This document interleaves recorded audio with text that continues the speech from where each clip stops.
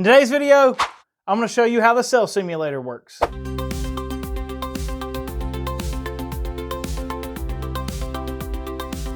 So this is a cell simulator board that we designed in the last video using Easy EDA and having JLC PCB manufacture them. And I must say the quality looks good. All the solder joints look decent. All the components are mostly lined up and in their places. So I'm quite happy with the quality of the JLC PCB assembly services.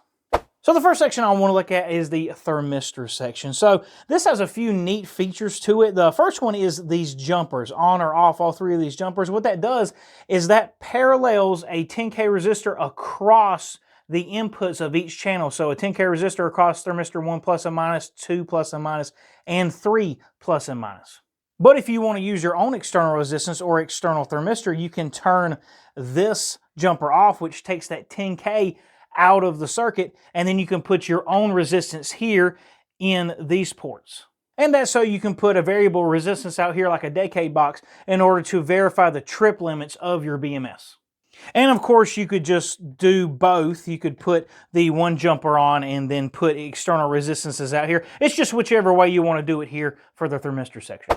And now we come to the actual cell simulation part, and I will say I did this wrong.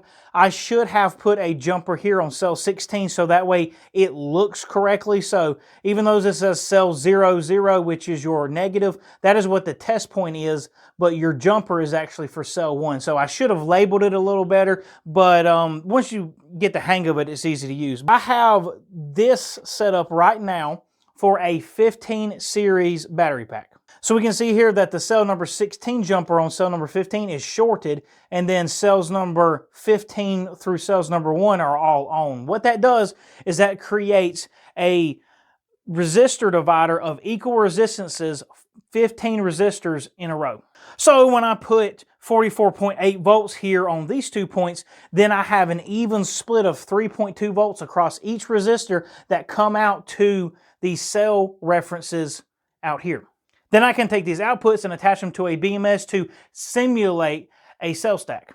So looking at our cell outputs, we have cell 00, which is your battery minus, and these 2 points are actually electrically tied together. We'll go over that in a minute. And then you have cells 1 through 16. So as I short each one of these cells, cell 16 is shorted to cell 15. That means these 2 points are now tied together electrically. So you would put your most positive wire here, your negative wire here. If I shorted everything because I just needed a 4-cell pack all the way to cell 4, all of these jumpers would be shorted, and then I would just put my positive most wire here and then my negative most wire here. Now, one other neat feature that I put into this that I needed was the ability to carry high current. So you'll notice that the banana jacks are tied to these big terminal blocks, and these terminal blocks are the same potential as your cell 0 and then whatever your topmost cell is, cell 16 or whatever you choose it to short to be.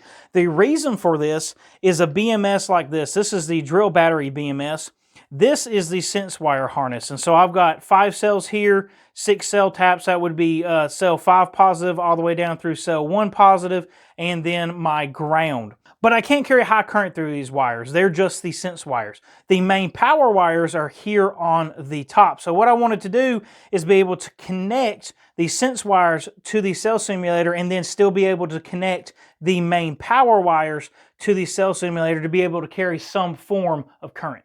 And there we go, just a short, sweet overview of how the cell simulator works. I'm not going to go into great detail in this video because in the next video we'll actually be testing the 5 series BMS for the drill battery series. But if you would like to see this BMS test ahead of time or see some behind the scenes tips and tricks, make sure to check out my Patreon where you could support me monthly. These videos do take a lot of effort to make, and so I would genuinely support it, and I promise you, you will only be slightly disappointed. Maybe a little more than slightly disappointed. Possibly very disappointed. Make sure you like, share, and subscribe, and I will see everyone in the next video.